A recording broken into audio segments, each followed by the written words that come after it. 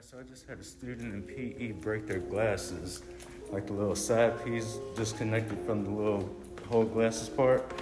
He asked me if I had some tape, so let's see what he can do with this. Hey, what's up everybody? Welcome back to my channel. Mr. Buzz is checking in. I am bright-eyed, bushy-tailed. It's early in the morning. School literally just started 5 minutes ago. It is 8:20. School starts at 8:15. So yeah, I'm just checking in because, like I said, we are still testing, and this is my planning period, and I'm in here for an hour and a half. So yeah, I just figured I got some time to talk to you guys.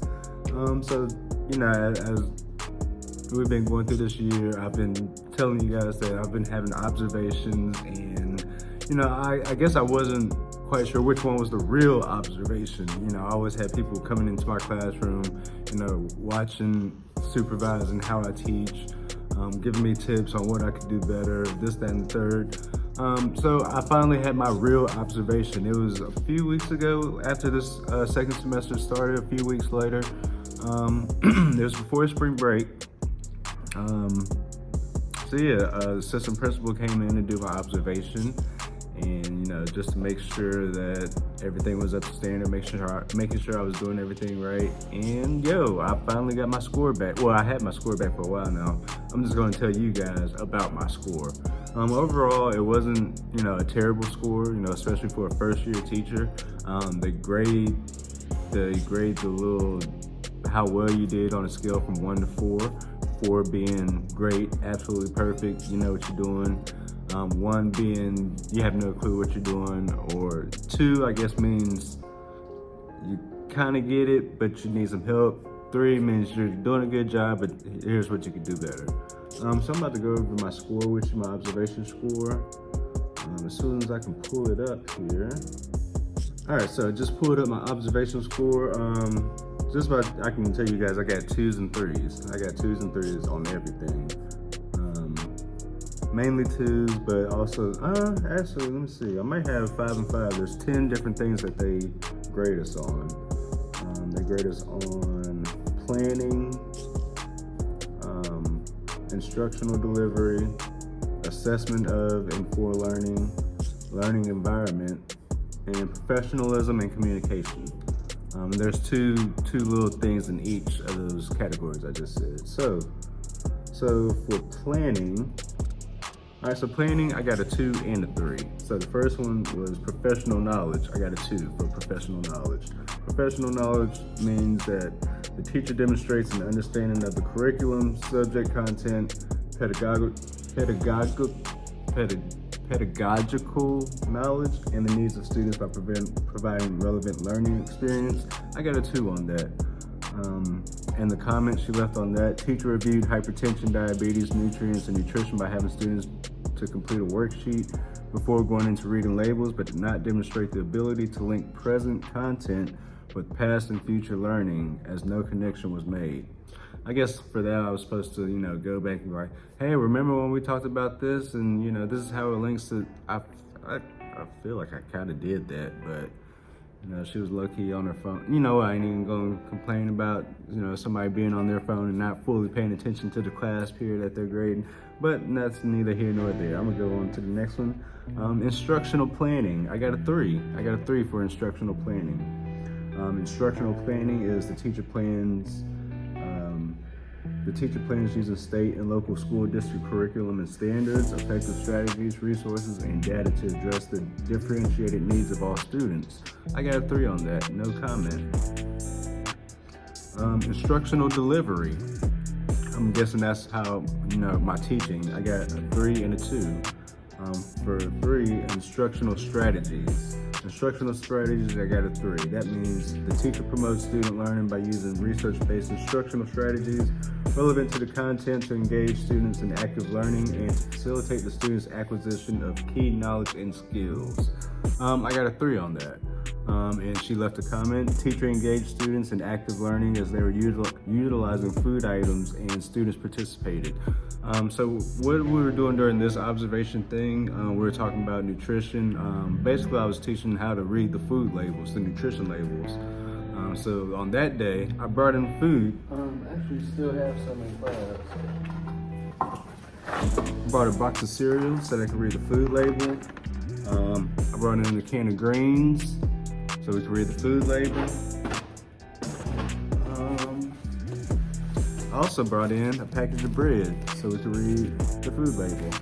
This, like I said, this was at the beginning of the semester, so I'm not sure why I still have the bread in my classroom. I'm pretty sure it's molded by now.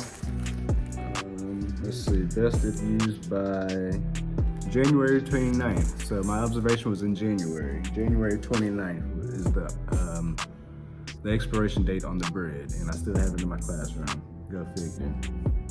But number 4, differentiated instruction.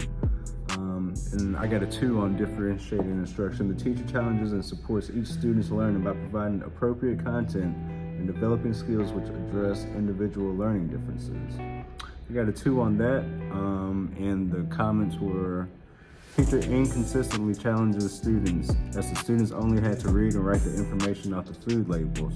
There wasn't any connection to the amount of calories depending on the amount consumed and healthiness. Fair. I feel like I always have a rebuttal on the negative comments, but I feel like for that one, let's see, teacher inconsistently challenged because they had to read it. All right, so I get it. I'll take my 2 on that one. Even though I did feel like I was kind of making the connection between carbs and diseases. Like, hey, if you have diabetes, you want to make sure you watch your carbs. If you have hypertension, you want to make sure you watch your sodium. Is this food good for you if you have high blood pressure? If you're struggling with high blood pressure, if you're struggling with your sugar, is this loaf of bread good for you? I guess I could have did better at that. So on and so forth. Assessment of and for learning. I got a 2 on both of them. Assessment strategies. The teacher systematically chooses a variety of diagnostic, formative, and summative assessment strategies and instruments that are valid and appropriate for the content and student population. And the comment reads, teacher inconsistently uses informal assessments to determine individual students' attainment of the standards. Teacher had students to do a ticket in the door, but went over answers by asking the questions to the whole group without all students answering the questions and without a method to check for all students. So yeah, I guess I was just throwing out questions. Hey, who knows this? And what happens if da da da da? And just one person would answer. And I guess she wanted me to actually have each student write down write down their answer, and for me to take them up and grade them or check them to make sure all the students got it. I can do better at that. I'll take that too. Assessment uses. The teacher systematically gathers, analyzes, and uses relevant data to measure student progress, to inform instructional content and delivery methods, and to provide timely and constructive feedback to both students and parents. I got a 2 on that one. Comments say, teacher data wall without data. Teacher doesn't assess all students, only the students answering the whole group questions. So just like the last one, I would just throw out a question and whoever answered, and that would be good enough for me. So I need to do better on assessments, giving tests, giving quizzes, pop quizzes, handing out worksheets, make sure everybody gets it. That's what I could really improve on. Next, learning environment. And then she said I didn't have anything on my data wall. There go my data wall right there. Oh, can't zoom in on the front camera. But y'all seen my data wall before. It's been the same like that. I put that up for my observation, so I had that on my data wall. It is what it is. All right, so 7 and 8, learning environment. A positive learning environment. The teacher provides a well-managed, safe, and orderly environment that is conducive to learning and encourages respect for all. I got a 2 on that one. The comment says, teacher didn't arrange classroom to be functional as few students were sitting at a table instead of desks, which didn't protect instruction from disruption. Teacher didn't redirect off-task students. Like I said, if you want to be on your phone during class while I'm teaching, hey, so be it. That's on you. That's your grade. I'm not going to sit here and babysit. Hey, get off your phone. Hey, you need to work on this work Yeah, that's your grade, and I'm not here to babysit, not here to hold hands. All right, so this is my classroom. On the first few days of school, all the desks are full, and that's the table she was talking about. Usually either 1 or 2 students sit over there. You see 3 at the most. But yeah, I just let the kids sit over there. That's more comfortable for them. So positive learning environment, I got a 2, and I'll take it. Number 8, academically challenging environment, I got a 2.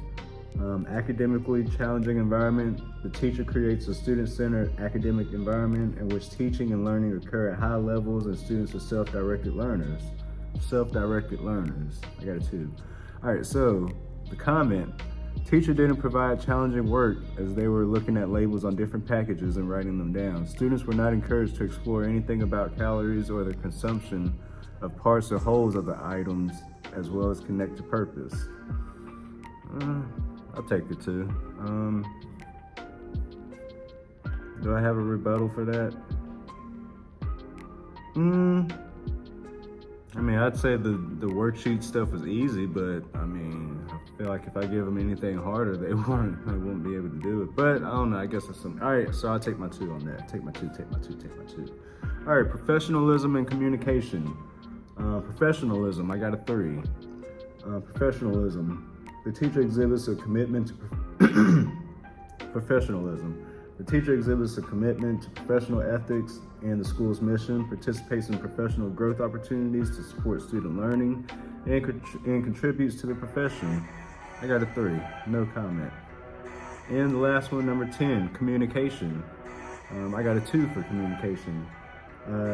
Communication. The teacher communicates effectively with students, parents, or guardians, district and school personnel, and other stakeholders in ways that enhance student learning.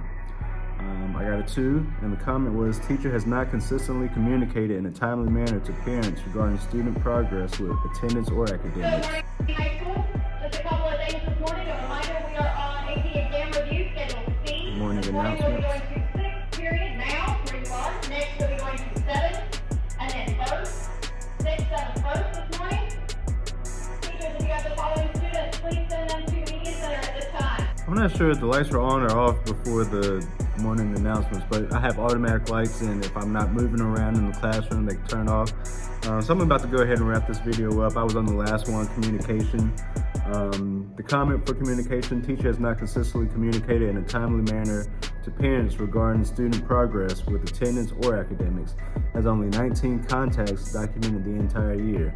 I mean, when they tell us to call parents, I call parents. I mean, we're supposed to call the parents of the students who are failing, and I really don't have that many students who are failing, so I feel like I didn't have to make that many contacts. And you know, students who don't show up to school, I do call their parents and log that in. It just so happened to be only 19 of my students were either failing or absent, most of the time. So that was my rebuttal on that one. I know it felt like I had a rebuttal for everything. But you know, when you're getting graded and all this and that, you're trying and you know, you're putting forth effort. I don't know, you don't want nobody to down talk you and try to play you. And like, ain't nobody gonna little bow wow me. So, all right, so yeah, that's the wrap of this video. I'm about to head to the gym. Even though it is my 6th period, I usually always go to the gym during my planning period to help out the other coach. Yeah, so, bye guys.